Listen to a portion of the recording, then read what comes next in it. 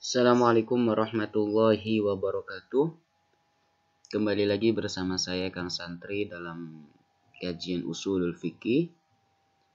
Yang pada kali ini kita sudah memasuki pada pembahasan tartibul adillah wa tarjihu bainaha, yaitu urutan-urutan dalil-dalil wa tarjih, dan mengunggulkan bainaha di antara adillah, di antara dalil-dalil. Jadi kita sendiri di dalam mengambil dalil itu mana, maksudnya yang ada prioritas yang pertama, kedua, ketiga, keempat. Jadi kan kita berdalil itu menggunakan Al-Quran, Sunnah, Qiyas. Kemudian dari pembahasan tersebut ada yang jali, ada yang khafi. Nah, kita di sini akan membahas mengenai tahapan mana yang perlu diambil, ya, yang mana itu dijadikan sebagai dalil, sebagai hujjah. Wa ammal adillatu, dalil-dalil. Nah, di sini fayuqaddamu al-jaliyu minha 'alal khafi. Jadi dalil yang jali, yang nampak jelas, ya, itu didahulukan daripada dalil yang khafi. Nah, ketika misal teman-teman mendapati dua dalil antara jali dan khafi, maka yang diambil, yang dijadikan hujjah, yang dijadikan dalil itu dengan diambil yang jali, ya, yang jelas. Wadzalika kadzohiri wal muawwali.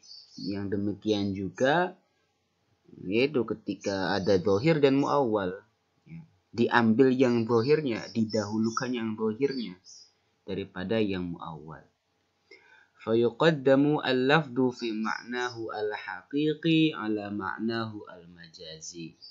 Maka lafaz yang maknanya itu berupa hakiki itu didahulukan daripada lafaz yang maknanya secara majazi. Ya, kayak gitu ya. Nah, jelas ya. Wal mujibu lil ilmi 'alal mujibi lidzani. Didahulukan yang mewajibkan adanya ilmu daripada yang dia bersifat dhon, ya, praduga.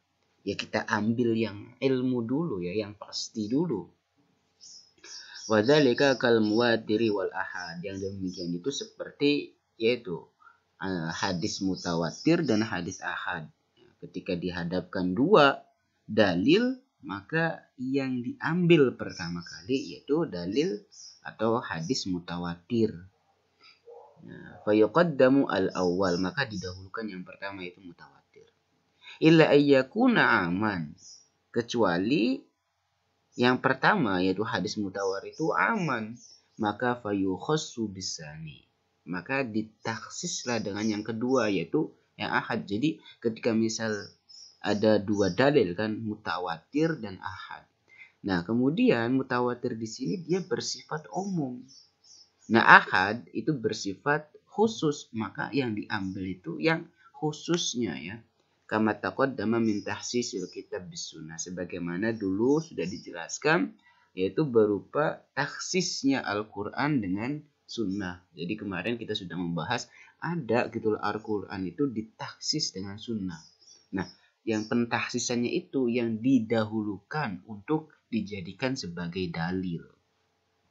Nah, kayak gitu. Wa nutqu min kitabin aw sunnatin. Nutqu di sini yaitu bisa diartikan secara artikan ucapan. Di sini yaitu pernyataan, ya, pernyataan yang terdapat dari baik dari Al-Qur'an atau sunnah itu didahulukan daripada qiyas, ya. Jadi Al-Quran dan Sunnah itu didahulukan. Ya, di sini nggak ada ijma. Jadi misal dalam dalil sendiri seluruh ulama, ya, itu menyepakati dalil itu tiga, Al-Quran, Sunnah, dan qiyas. Nah, adapun ijma ini ulama sendiri berbeda. Ada yang memasukkan dia sebagai dalil, sebagai hujjah. Ada juga yang yaitu tidak memasukkannya. Nah, illa ayyakuna an-nutqu aman, kecuali pernyataannya itu bersifat umum, maka fayukhassu bil qiyas, maka an-nutqu amannya itu ditaksis dengan kias, ya. Jadi tetap ntar diambil yang lebih jelas, lebih spesifik gitu ya. Kama taqaddama. Dulu sudah dibahas masalah kias. Wal kiasul jali 'alal khafi. Ya, kias jali didahulukan daripada kias khafi. Wadzalika, yang demikian itu seperti kias elat. Nah, kias elat itu didahulukan daripada kias syibh. Ya, kemarin sudah dibahas.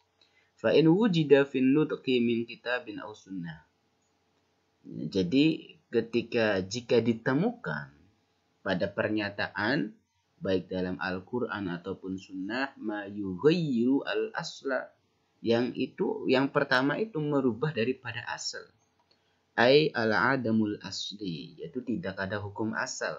Alladzi yu'abbiru, yang mengungkapkan, yang diungkapkannya itu an istishabihi, dengan istilah istishabul hal, ya ini ya, dengan istilah istishabul hal. Fawadihun annahu yu'malu bin nutqi, maka nampak jelas lah ya yang diamalkannya itu an-nutqinya, ya. Nah, kemudian wa illa, ketika tidak ditemukan di dalam hukum asal, ini dalam Al-Qur'an dan Sunnah, wa illam yujad dzalika, nah di sini fayustashabu al-halu, maka diambillah hukum asal, ay adamul asli, yaitu ketidakadaan hukum asal yang terdapat di dalam Al-Qur'an dan Sunnah, maka ayyu'malu bihi, itu maka diamalkanlah yang istishabul halnya itu. Nah, apa itu istishabul hal? Kemarin kita sudah membahas, monggo teman-teman coba. Ya, jadi gampangnya kalau misalnya istishabul hal itu ketika di dalam Al-Qur'an dan Sunnah tidak terdapat ya secara jelas mengenai hukum suatu permasalahan, maka didatangkanlah istishabul hal. Nah, itu saja untuk runtutan tartibul adillah wa tarjihu bainaha. Jadi mana-mana saja ketika misal kita menemukan banyak dalil, mana yang harus didahulukan. Ya. Itu saja, kurang lebihnya mohon maaf, mudah-mudahan ada manfaatnya.